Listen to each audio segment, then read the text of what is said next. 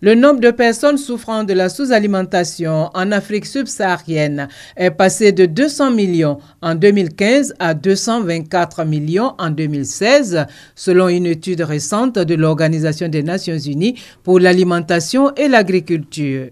Le colloque régional pour l'Afrique sur les systèmes alimentaires durables pour des régimes alimentaires sains et une nutrition améliorée vient donc à point nommé. Le combat contre la malnutrition a besoin du rassemblement de toutes nos forces et de toutes les parties prenantes.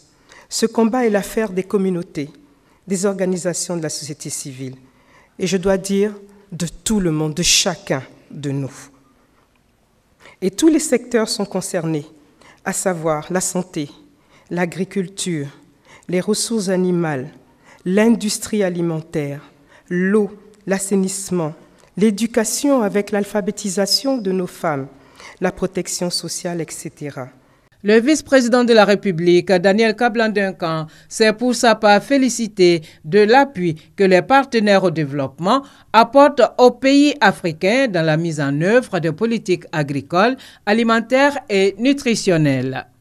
Il s'agit de penser une réforme en profondeur du système alimentaire actuel dans toutes ses composantes, en vue de trouver des solutions concrètes aux problèmes identifiés et des actions efficaces pour les résoudre.